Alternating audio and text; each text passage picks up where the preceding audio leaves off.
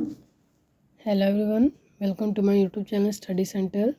I hope you all are doing well और आप लोगों की प्रिपरेशन अच्छी चल रही होगी।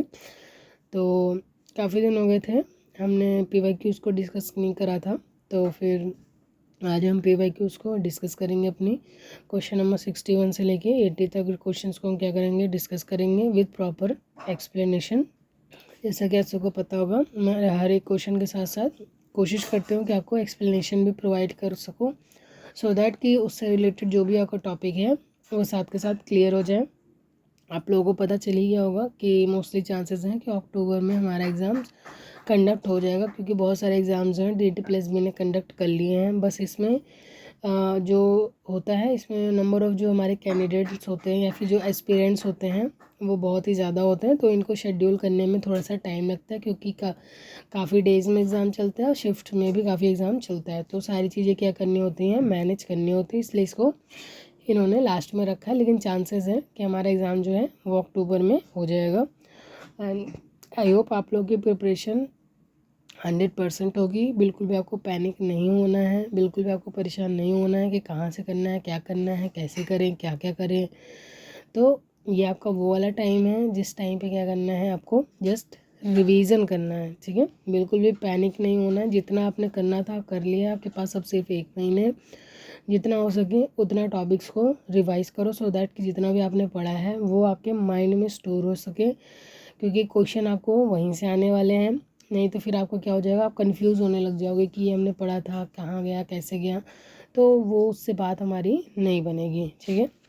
एंड सेकेंड थिंग, मैंने आपको पहले ही बोला है कि ये सिर्फ DT+B के लिए नहीं है। आप किसी भी एग्ज़ाम्स के TGT सोशल साइंस के लिए प्रिपेयर कर रहे हैं, लाइक सपोज अगर आप KVS के लिए प्रिपेयर कर रहे हैं, अगर आप NVS के लिए प्रिपेयर कर रहे हैं, अभी यूपी में भी वैकेंसी है, अगर आप UPPSC के लिए प्रिपेयर कर रहे हैं, BPSC के लिए आप प्रिपेयर कर रहे हैं, RPSC के लिए प्रिपेयर कर रहे हैं, लेकिन आपका जो एग्ज़ाम है वो है आपका TGT सोशल साइंस, तो आप क्या कर सकते हैं, इस एग्ज़ाम को आराम से, मतलब इस सीरीज़ को आराम से आप देख सकते हैं विदाउट एनी प्रॉब्लम, ठीक है। क्योंकि आपको पता है कि DT+B का लेवल थोड़ा अच्छा होता है, तो इसके साथ साथ आप क्या कर सकते हैं, सारे एग्ज़ाम्स की प्रिपरेशन कर सकते हैं और मेहनत करते रहिए। इतने सारे एग्ज़ाम हैं, कहीं ना कहीं आपकी जॉब लगी जाएगी, बट आपको क्या करना है, मेहनत नहीं छोड़ना है, ठीक है।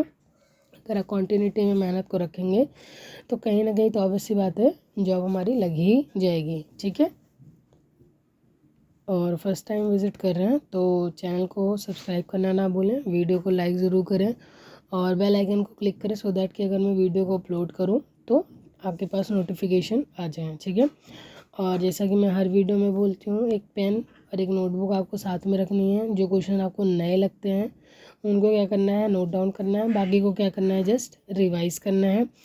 और अब आप इस स्टेज पर आ चुके हैं कि अगर आप मेरी वीडियोस पहले से ही देख रहे हैं तो आपको क्या करना है, क्वेश्चंस वीडियो को पॉज करके खुद ही सॉल्व करने की कोशिश करनी है, क्योंकि एग्ज़ाम में आपको खुद ही सॉल्व करना है। तो अगर आप खुद सॉल्व करेंगे तो आपके लिए क्या हो जाएगा, बेनिफिशियल हो जाएगा, ठीक है। एंड मेरे पास एक कमेंट आया था कि कैसे तैयारी करें, कहाँ से करें, तो फिर मैंने आपको अभी बोला है कि आपके पास अब इतना टाइम नहीं है कि आप शुरू से तैयारी करेंगे। आपने जितनी तैयारी कर ली उतनी आपके लिए काफ़ी है। अब आपको ये समझना है कि आपकी तैयारी क्या हो, 100% हो, सो दैट आप क्या कर सके, पेपर को क्लियर कर सके इस अटैम्प्ट में, ठीक है। इसे अपना फर्स्ट अटैम्प्ट और लास्ट अटैम्प्ट भी समझे, सो दैट कि आप क्या कर सके, इस एग्ज़ाम को क्लियर कर सकें, ठीक है। और अच्छे से तैयारी करो, सो दैट कि क्या हो जाए, आपका पेपर क्लियर हो जाए। तो लास्ट वीडियो में हमने क्वेश्चन नंबर 60 तक डिस्कस कर रखा है। आज हम क्या करेंगे, एक्स्ट्रा जो 20 क्वेश्चन हैं 61 से क्वेश्चन नंबर 80 तक डिस्कस करेंगे, ठीक है। चलिए स्टार्ट करते हैं अपनी सीरीज़ को। One thing that is most important, कि अगर आपको कुछ भी डाउट होता है तो आप कमेंट बॉक्स में ज़रूर मेंशन करेंगे, सो दैट हम आपकी प्रॉब्लम को सॉल्व करने की कोशिश करें। और मैंने आपको पहले ही बताया कि अगर कमेंट बॉक्स में आंसर मिलता है तो ठीक है, नहीं तो आप वीडियो को कॉन्टीन्यूसली देखेंगे। आपको वीडियो में हम कोशिश करेंगे आपके सॉल्यूशन को प्रोवाइड करें। एंड एक चीज़ और है कि कुछ जैसे आपको पता है टॉपिक्स हमेशा क्या होते हैं, क्योंकि 4 साल हो गए हमारे एग्ज़ाम्स को कंडक्ट हुए हैं, ठीक है। लास्ट एग्ज़ाम हमारा हुआ था 2021 में, तो कुछ टॉपिक्स ऐसे होते हैं जिनमें कुछ ना कुछ अल्ट्रेशन होती रहती है, ठीक है। कुछ तो होते हैं जो फिक्स होते हैं हमारे, लेकिन कुछ टॉपिक्स ऐसे होते हैं जिसमें अल्ट्रेशन होती रहती है। तो मैं आपको जो आंसर प्रोवाइड कर रही हूँ वो 2021 के जो आंसर की आई थी उसके अकॉर्डिंग आपको मैं आंसर प्रोवाइड कर रही हूँ। तो आपको बिल्कुल भी ये नहीं सोचना है कि मैं आपको रॉन्ग इन्फॉर्मेशन शेयर कर रही हूँ। ऑब्वियसली बात है 25 के अकॉर्डिंग क्या हो सकता है कि वो अपडेट हुआ हो, चेंज हो गया हो, लेकिन जो 2021 के आंसर केम है DT+B ने अपलोड करी है, मैं आपको वही आंसर प्रोवाइड करने की कोशिश करती हूँ, क्योंकि 98% क्वेश्चन क्या है वही रहेंगे। चेंजेस जो आते हैं वो मोस्टली 2 to 3% में आते हैं, ठीक है। तो आपको क्या करना है कि बिल्कुल भी ये नहीं सोचना है कि मैं आपको रॉन्ग इन्फॉर्मेशन प्रोवाइड कर रही हूँ, ये रॉन्ग, तो ये सब आपके माइंड में नहीं आना चाहिए, ठीक है। क्योंकि जो आंसर की आई है उसी के अकॉर्डिंग हम चलेंगे। सो फिर भी आप अपने आप को अपडेट रह सकते हैं। कुछ ऐसे टॉपिक्स होते हैं जो आपको खुद ही पता चल जाएगा, क्योंकि आप ऐसे लेवल की तैयारी कर रहे हैं। अब आप छोटे बच्चे नहीं हैं, आप गवर्नमेंट जॉब की प्रिपरेशन कर रहे हैं, बहुत सारी चीज़ें आप करके आए हैं, तब इसके बाद क्या कर रहे हैं यहाँ पर आप हैं, ठीक है। तो आपको अपनी अंडरस्टैंडिंग पे ज़रूर वर्क करना है, ठीक है। तो चलिए स्टार्ट करते हैं। आज का हमारा क्वेश्चन नंबर 1 है, a typical community contingency plan for disaster management involve which of the following step. तो हमें क्या करना है कि एक कम्युनिटी है वो क्या कर रही है, हमें डिज़ास्टर मैनेजमेंट के लिए पहले से ही हमें कौन कौन से स्टेप्स लेने चाहिए। तो फर्स्ट स्टेप हमारा that is initial awareness and report building. तो हमें पहले से अवेयरनेस कर देनी चाहिए और तालमेल बना कर रखना चाहिए, ठीक है। नेक्स्ट है outline the profile of community, समुदाय की रूपरेखा को रेखांकित करना, और capacity building of task forces. तो जो हमारे कार्यबल हैं यानी जो हमारे वो एम्प्लॉयज़ हैं जो इस टाइम पे क्या करते हैं, हमारी हेल्प करते हैं, तो उनकी कैपेसिटी को बिल्डअप करना है। लाइक उन्हें प्रॉपर इक्विपमेंट्स प्रोवाइड करना, उन्हें ट्रेनिंग प्रोवाइड करना कि कौन कौन से डिज़ास्टर्स आ सकते हैं, तो कैसे डिज़ास्टर्स में आप कैसे मतलब कि रोल प्ले करेंगे। सबसे इम्पॉर्टेंट क्या होना चाहिए कि आपको सबसे पहले लेट सपोज आप किसी डिज़ास्टर अगर आ गया, कहीं पे अकर हो गया, तो आपका सबसे पहला स्टेप्स उनमें से क्या होना चाहिए, ठीक है। तो उनको हम क्या करेंगे, जो हमारे फोर्सेस हैं उनकी कैपेसिटी को बिल्ड करेंगे। तो देखते हैं हमारा राइट आंसर क्या हो जाएगा, ऑप्शन नंबर 3, यानी कि तीनों ही जो हमारे इम्पॉर्टेंट स्टेप्स हैं डिज़ास्टर मैनेजमेंट को रोकने के लिए या फिर उसे मैनेज करने के लिए, ठीक है। तो चलते हैं नेक्स्ट क्वेश्चन पर। क्वेश्चन नंबर 62 क्या कह रहा है, which type of unemployment is present in rural area. तो रूरल एरिया में किस टाइप का अनएम्प्लॉयमेंट होता है, ठीक है। तो हमसे पूछ रहा है कि रूरल एरिया जो होते हैं यानी जो गांव के एरिया होते हैं यानी ग्रामीण क्षेत्र होते हैं उसमें किस टाइप की बेरोजगारी पाई जाती है। फर्स्ट है हमारा सीजनल अनएम्प्लॉयमेंट या फिर एजुकेटेड अनएम्प्लॉयमेंट। तो हमारा राइट आंसर क्या हो जाएगा, सबसे पहले राइट आंसर देते हैं फिर इसको एक्सप्लेन करेंगे। हमारा ऑप्शन क्या है, ऑप्शन नंबर 1 क्या हो जाएगा, हमारा राइट आंसर हो जाएगा, यानी जो रूरल एरियाज़ होते हैं उसमें सीजनल अनएम्प्लॉयमेंट पाया जाता है। तो आई होप आपने सीजनल अनएम्प्लॉयमेंट के बारे में पढ़ा होगा। लेट्स सपोज चलिए हम बाकी जो भी हमारे होते हैं टाइप्स ऑफ अनएम्प्लॉयमेंट उनको डिस्कस करते हैं एक बार। सो ये हमारा फ्रिक्शनल अनएम्प्लॉयमेंट है। ये क्या होता है, टेम्परेरी अनएम्प्लॉयमेंट होता है ड्यूरिंग जॉब सर्च और ट्रांजिशन पीरियड। तो इसमें क्या होता है कि लेट सपोज आप किसी दूसरी जॉब को सर्च कर रहे हैं, उस टाइम के लिए आप क्या है अनएम्प्लॉयड है, तो वो क्या होता है हमारा फ्रिक्शनल अनएम्प्लॉयमेंट होता है। और सेकेंड है हमारे structure skill don't match job requirements. तो स्ट्रक्चर अनएम्प्लॉयमेंट ये होगा कि आपकी जो स्किल्स हैं वो मैच नहीं हो रही हैं, ठीक है, कि मतलब कि लेट सपोज जो स्किल एम्प्लॉयर को चाहिए आपके पास वो स्किल नहीं है। तो आप अच्छे से इनको याद रखिए, कोई किसी भी टाइप का आपसे अनएम्प्लॉयमेंट पूछ सकता है। नेक्स्ट हमारा cyclical unemployment due to economic recession और स्लो डाउन। तो इस टाइम पे क्या हो रही है, इकोनॉमी हमारी क्या हो गई है, स्लो डाउन हो गई है, तो अब इस टाइप की क्या होती है हमारे पास अनएम्प्लॉयमेंट देखने को मिलती है। नेक्स्ट हमारा seasonal jobs available only in certain seasons. तो सीजनल में होता है कि सीजन के टाइम पे जॉब्स हमारे पास होती हैं, जैसे कि आपको कि जैसे यहाँ पर एक एग्जांपल दे रखा है, कटाई के समय खेत मजदूर, यानी ऑब्वियस सी बात है हम हर रोज़ तो कटाई करते नहीं हैं, 3-4 महीने का टाइम चाहिए होता है जो हमारे प्लांट्स होते हैं उनको ग्रो होने के लिए, फिर उसके बाद उन्हें काटते हैं। और जैसे लेट सपोज आपका दिवाली है, साल में एक बार आता है, ठीक है, होली है, साल में एक बार आता है, तो कुछ ऐसे फेस्टिवल्स जहाँ पे क्या होता है, मतलब जो सीजन्स होते हैं जिनमें किसी चीज़ को बेचा जाए, तो उसको हम अगर उससे हम एम्प्लॉयड हो रहे हैं तो वो हमारा क्या कहलाएगा, सीजनल एम्प्लॉयमेंट कहलाता है। ठीक है, फिर हमारा होता है technological, machine replace human labour. तो ये हम देखेंगे आजकल देखा जा रहा है ज़्यादा, बहुत सारे काम क्या हो गए हैं, मशीन करने लगी है। नेक्स्ट है हमारा डिस्गाइज अनएम्प्लॉयमेंट।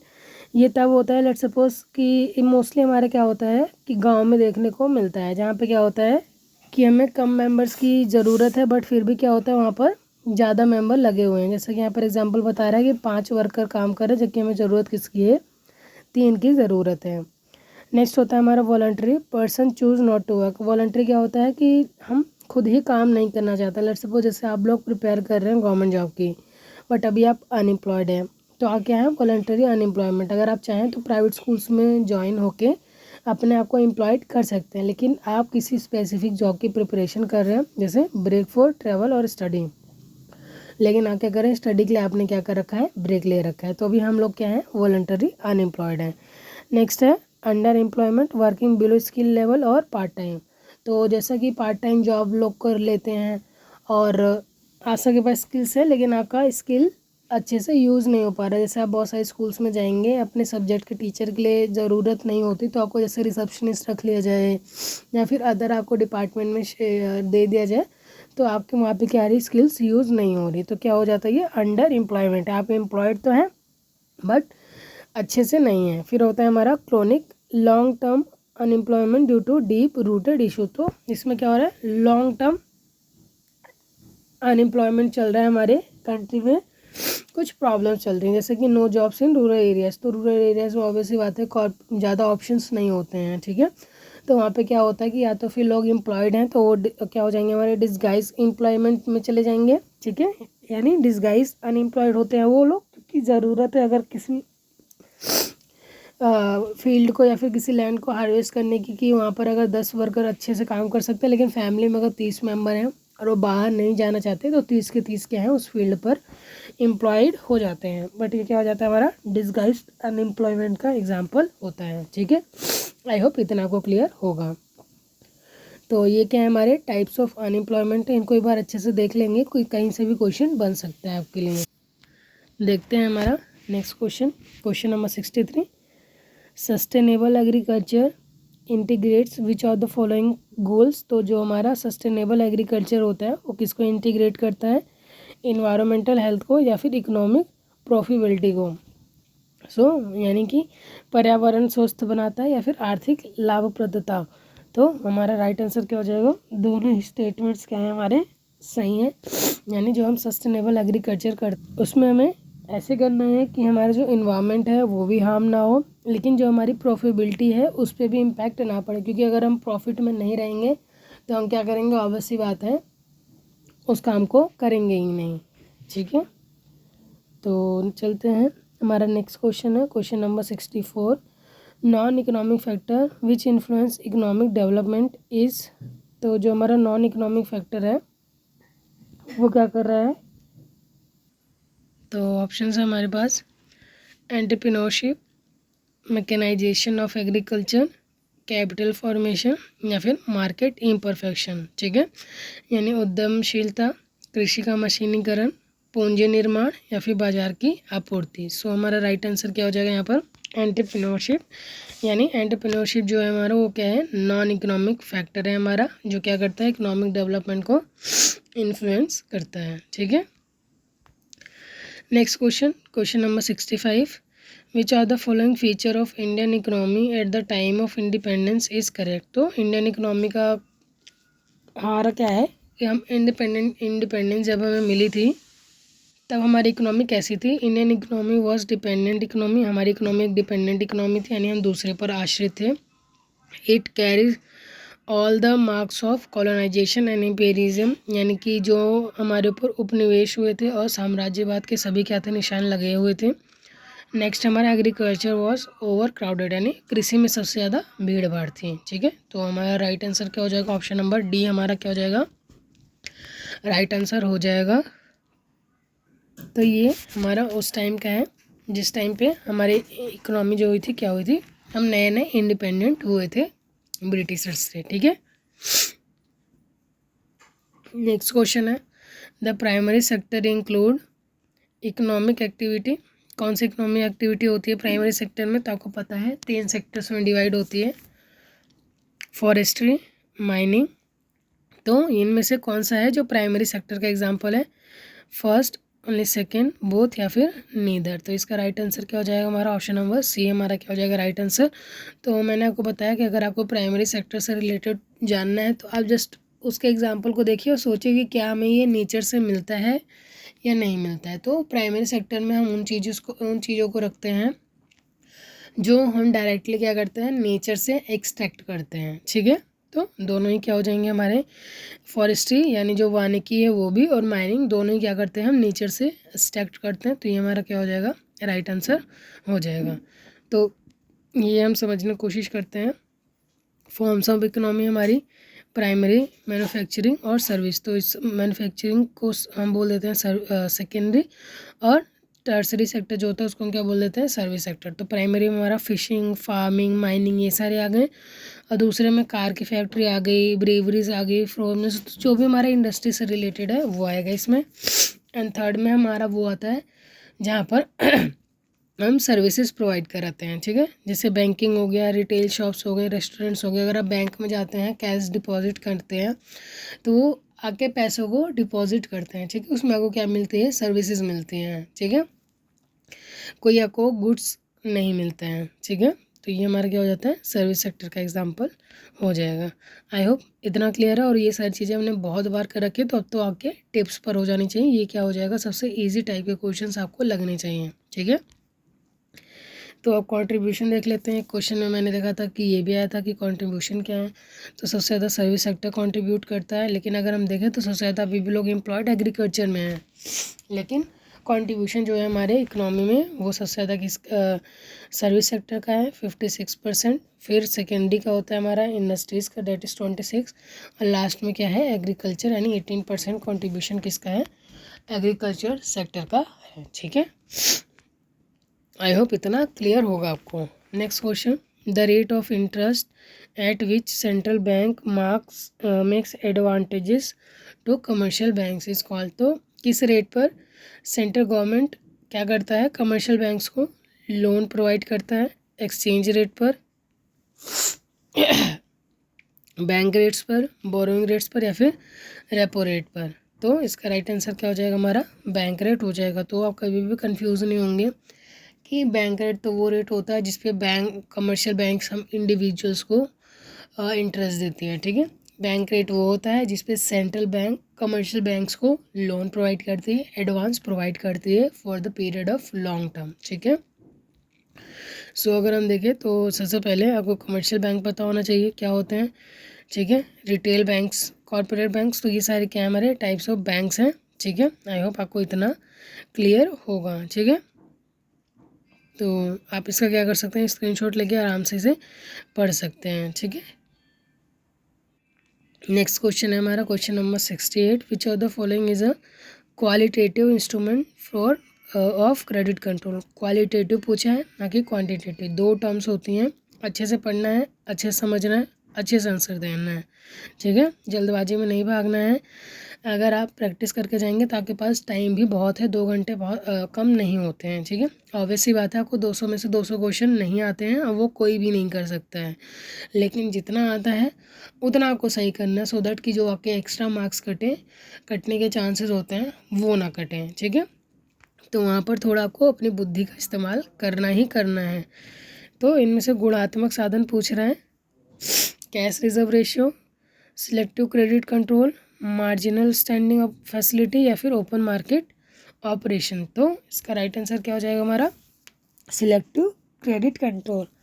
बाकी तीनों अगर आप देखेंगे तो ये क्या है, हमारी क्वालिटेटिव नहीं है, क्वांटिटेटिव है। क्वांटिटेटिव वो हो जाएंगे जहाँ पे आपका मनी इन टर्म्स में आ जाए, और बाकी आप किसी क्रेडिट कंट्रोल को सिलेक्ट कर रहे हैं कि आपको कौन सा मेथड यूज़ करना है, तो इसमें तो मनी की कोई इन्वॉल्वमेंट नहीं है, तो हमारा राइट आंसर हो जाएगा ऑप्शन नंबर बी। ठीक है, चलिए देखते हैं नेक्स्ट क्वेश्चन को। Question number 69, all the given banks are public sector bank except, तो हमसे पूछ रहा है कौन सा प्राइवेट सेक्टर बैंक है। ऑप्शन है हमारे पास Punjab and Sindh bank, bank of India, Indian bank या फिर यस बैंक। तो इसका आंसर तो आप भी इजीली लगा सकते थे एलिमिनेशन मेथड से, क्योंकि ऑब्वियस सी बात है गवर्नमेंट बैंक्स के बारे में तो आप जानते ही हैं। बाकी तीनों जो है हमारे गवर्नमेंट बैंक्स हैं। सो ये हमारे क्या हैं, कुछ बैंक्स हैं जो लिस्ट हुए हैं as a government banks according to 2025। ठीक है, तो स्टेट बैंक ऑफ इंडिया 1995 में मुंबई में है, ये 1955 में PNB Punjab national bank new Delhi में है। कब आया था हमारा, 1894 में आया है। बैंक ऑफ बड़ौदा 1908 वडोदरा गुजरात में। नेक्स्ट है हमारा कैनरा बैंक, जिसका हेडक्वार्टर कहाँ है, बेंगलुरु में है, 1906। वैसे आपसे ये सारी चीज़ें नहीं पूछेगा, हो सकता है बैंक कहाँ पर है ये पूछ सकते हैं, ईयर वगैरह तो आई डोंट थिंक कि कब हुए थे नहीं, बट आप इसमें देख लीजिए कौन कौन से आपके पब्लिक सेक्टर बैंक्स हैं। ठीक है, क्योंकि मैं आपको शुरू में बता के चलती हूँ, जो चीज़ कम होती है उसे याद कर लो एज़ कम्पेयर टू ज़्यादा चीज़ों को याद करने के कंपेरिजन में, क्योंकि हमारे पास बहुत ही सिलेबस है, तो जिसको हम जैसे एलिमिनेट कर सकें कोशिश करो कि उसे एलिमिनेट कर सकें। ठीक है, union bank of India, bank of India, Indian bank, Indian overseas bank, UCO bank, bank of Maharashtra, central bank of India और पंजाब एंड सिंध बैंक, ये सारे क्या हैं हमारे पब्लिक सेक्टर बैंक हैं। ठीक है, नेक्स्ट क्वेश्चन है हमारा क्वेश्चन नंबर 70, तो विच of the following statement is correct regarding treasury bill. तो ट्रेजरी बिल के बारे में हमने बहुत बार पढ़ चुके हैं, तो इसमें पूछ रहा है कि कौन सा हमारा सही है। It is long term borrowing instrument of central government of India, ये लॉन्ग टर्म इंस्ट्रूमेंट है, then mature in less than 1 year, और इन्हें क्या करता है, कमर्शियल बैंक इशू करता है। तो हमारा राइट आंसर क्या हो जाएगा, ऑप्शन नंबर सेकेंड, यानी कि ये क्या होते हैं, शॉर्ट टर्म वाले होते हैं। और सेकेंड थिंग, अगर मैं यस एक्सप्लेनेशन है यहाँ पर, तो देखते हैं इसका एक्सप्लेनेशन एक बार। जो ट्रेजरी बिल होते हैं वो क्या हमारे शॉर्ट टर्म डेट्स हैं, instrument issued by government of India through the reserve bank of India. तो शॉर्ट टर्म के होते हैं, शॉर्ट टर्म डेट्स होते हैं, गवर्नमेंट ऑफ इंडिया का होता है, और इसे मतलब गवर्नमेंट ऑफ इंडिया के बिहाफ पर आरबीआई कौन करता है, इशू करता है। इशू कौन करता है, आरबीआई, लिंक किससे, इसका गवर्नमेंट से है, और ये क्या होता है हमारा शॉर्ट टर्म होता है। ठीक है, आई होप इतना क्लियर है। नेक्स्ट क्वेश्चन है हमारा question number 71, which of the following are the list that are mentioned in the British Indian constitution act of 1935। तो आपको पता है 1935 में भी ब्रिटिशर्स क्या लेके आए थे, एक्ट लेकर आए थे, और हमारा जो कॉन्स्टिट्यूशन बना था उसमें हमने 1935 से भी बहुत सारी चीज़ें ली थी। जैसे हम देखते नहीं है कि हमारे कॉन्स्टिट्यूशन में ये वाला प्रोविज़न कहाँ से आया, या फिर ये वाला आर्टिकल हम कौन सी कंट्री से लेकर आए। तो बहुत सारी जो चीज़ें हैं वो हमारा जो एक्ट आया था 1935 वाला, उससे भी हमने बहुत सारी चीज़ें ली थी, क्योंकि ये किससे रिलेटेड आया था आपको पता है, 1958 से हमारे जो पॉलिटिकल स्ट्रक्चर था उसमें भी ब्रिटिशर्स इन्वॉल्व होने लगे थे। तो वो पॉलिटी से भी रिलेटेड, कैसे कंट्री को गवर्न करना है उससे भी रिलेटेड एक्ट्स वो लाने लगे थे। ठीक है, तो कौन सी लिस्ट थी उसमें, कंकरेंट लिस्ट थी, प्रोविजनल लिस्ट थी और यूनियन लिस्ट। तो हमारा राइट आंसर क्या हो जाएगा, option number first and second, यानी कंकरेंट लिस्ट थी और प्रोविजनल लिस्ट थी, जो हमारा 1935 में एक्ट आया था। ठीक है,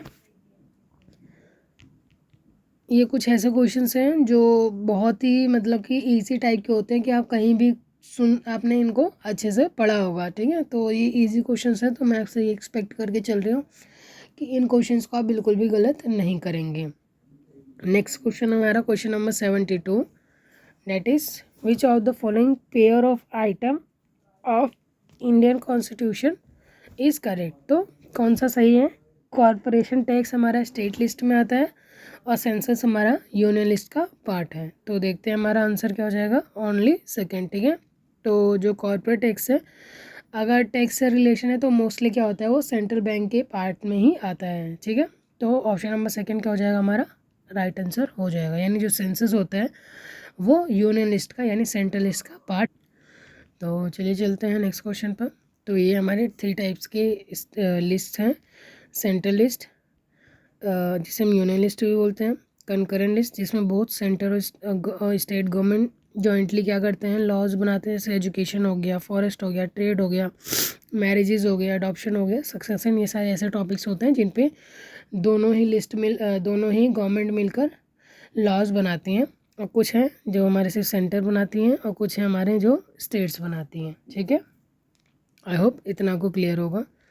as we have discuss this topic many times. ठीक है, बहुत बार हम इस टॉपिक को डिस्कस कर चुके हैं। Next question, question number 73, that is in India both the president and the governors are advise by. तो इंडिया में जो प्रेसिडेंट हैं और गवर्नर हैं उन्हें कौन एडवाइस करता है, speaker, administrators, council of ministers या फिर चीफ इलेक्टर ऑफिसर्स, जो हमारे इलेक्शन ऑफिसर होते हैं वो एडवाइस करते हैं। मतलब कि जो हमारे प्रेसिडेंट हैं और जो हमारे गवर्नर्स होते हैं उनको कौन सलाह दे सकते हैं। तो इसका राइट आंसर क्या हो जाएगा हमारा, जो काउंसिल ऑफ मिनिस्टर्स होते हैं वो क्या कर सकते हैं, इनको एडवाइस दे सकते हैं। ठीक है, next question, question number 74, the president in India is elected by. तो ये one of the easiest question है, इसका सिलेक्शन मतलब इसको the president in India is elected by, तो किसके द्वारा राष्ट्रपति को चुना जाता है, the member of N electoral colleagues, जो उनके निर्वाचन मंडल के सदस्य होते हैं, द प्राइम मिनिस्टर ओनली, केवल प्राइम मिनिस्टर द्वारा, the speaker of house of people, तो लोकसभा के जो अध्यक्ष होते हैं उनके द्वारा, या चीफ मिनिस्टर के जो स्टेट्स होते हैं उनके द्वारा। तो इसका राइट आंसर क्या हो जाएगा हमारा, जो हमारे इलेक्टोरल कॉलिग्स के मेंबर्स होते हैं यानी निर्वाचन मंडल के जो सदस्य होते हैं वो क्या करते हैं, हमारे प्रेसिडेंट को इलेक्ट करते हैं। यानी जो इलेक्ट करने का राइट है वो इलेक्टोरल कॉलिग्स जो होते हैं उनके पास होता है। ठीक है, I hope this is clear to you all. Next question, that is question number 75, what is the symbol of Indian national Lokdal party. तो जो इंडियन नेशनल लोकदल पार्टी है उसका सिंबल पूछ रहा है, स्पेक्टलस, लोटस, क्लॉक या फिर हैंड। तो इसका राइट आंसर क्या हो जाएगा हमारा, स्पेक्टलस हमारा क्या हो जाएगा, राइट आंसर हो जाएगा। Next question, question number 76, which of the following statement is not correct regarding Bharatiya Janata party. यानी बीजेपी के रिगार्डिंग कौन सा हमारा स्टेटमेंट है जो सही नहीं है। Its root can be traced to the Bharatiya Jana Sangh, यानी इसकी जड़ें भारतीय जनसंघ से जुड़ी हुई हैं। BJP was formed in 1990, BJP क्या हुई थी, 1990 में फॉर्म हुई थी। Next, Atal Bihari Vajpayee was it's first president, यानी जो अटल बिहारी वाजपेयी थे वो क्या बनते हैं, इसके फर्स्ट अध्यक्ष बनते हैं। The BJP as a major member of national democratic alliance NDA has been headed the central government since 14। तो राष्ट्रीय जनतांत्रिक गठबंधन के एक प्रमुख सदस्य के रूप में भाजपा 2014 से केंद्र का नेतृत्व कर रही है। तो देखते हैं हमारा राइट आंसर क्या हो जाएगा, ऑप्शन नंबर बी हो जाएगा हमारा राइट, क्योंकि हमसे क्या पूछा है, रॉन्ग पूछा है। ठीक है, तो आई होप इतना आपको क्लियर होगा, बाकी जो भी स्टेटमेंट्स हमारे सही हैं। चलते हैं नेक्स्ट क्वेश्चन पर। Sharad Pawar is the founding member हो। तो जो शरद पवार थे वो कौन सी पार्टी के संस्थापक हैं, समाजवादी पार्टी, बहुजन समाजवादी पार्टी, राष्ट्रीय जनता दल या फिर नेशनलिस्ट कांग्रेस पार्टी। तो ये क्वेश्चन हम काफ़ी बार डिस्कस कर चुके हैं विद प्रॉपर एक्सप्लेनेशन। तो इसका राइट आंसर क्या हो जाएगा हमारा, ऑप्शन नंबर डी हमारा। सो यहाँ पर आई गेस एडिटिंग में कुछ प्रॉब्लम आई है, तो हमारा राइट आंसर क्या हो जाएगा, ऑप्शन नंबर डी हमारा क्या हो जाएगा, राइट आंसर हो जाएगा। तो जो शरद पवार थे उन्होंने जो नेशनलिस्ट कांग्रेस पार्टी थी उसकी स्थापना की थी। तो आपको पता है कि बीच में थोड़े से कन्फ्यूज हो गए थे, क्योंकि सोनिया गांधी को बनाया जाना था पीएम, तो उन्होंने बोला था कि पीएम वही बन सकता है जो हमारा कंट्री का ओरिजिन हो। तो इस कॉन्फ्लिक्ट की वजह से ये पार्टी को छोड़कर एक नई पार्टी का गठन करते हैं, that is nationalist Congress party. I hope इतना को क्लियर होगा। अगर आपने मेरी प्रीवियस वीडियो को देखा है तो मैंने इस क्वेश्चन को आप लोगों के साथ डिस्कस कर रखा है। तो 90 to 95% क्वेश्चन जो भी हैं वो आपको मिले जुले से मिल जाएंगे, या तो PYQs डायरेक्ट आ गए हैं या फिर उसके एक्सप्लेनेशन आ गए हैं, ठीक है। Next question number 78। In the first 4 general election in India, which of the following party has obtained an absolute majority of seats in parliament?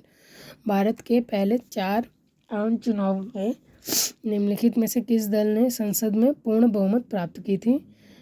Indian national Congress ने, बहुजन समाजवादी पार्टी ने, भारतीय जनता पार्टी ने या फिर जनता पार्टी ने। तो आई होप इसका answer आज सबको पता होगा, डेट इज़।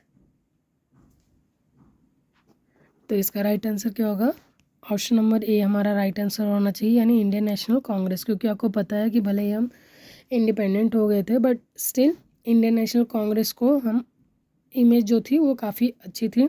तो जितने भी मतलब इलेक्शंस हुए थे तो कंटिन्यूसली कौन जीत रहा था? इंडियन नेशनल कांग्रेस जीत रहा था, ठीक है। आई होप इतना आपको क्लियर होगा। नेक्स्ट क्वेश्चन देखते हैं, question number 79। From late 1960s non Congress party form, यानी कि नॉन कांग्रेस पार्टी बन रही, यानी अदर पार्टीज भी बनने लग गई हैं। किसमें? लेट 60s में।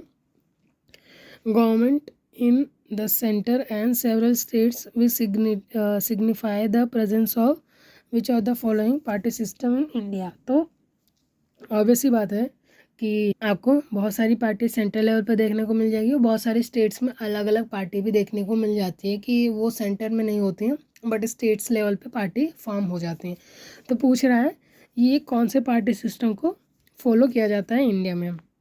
1 party system, 2 party system, multi party system या फिर बाइपोलर सिस्टम। तो ऑब्वियस सी बात है कि हमारे इंडिया में मल्टी पार्टी सिस्टम है, तभी इतने टाइप्स की पार्टीज़ हैं यहाँ पर, ठीक है।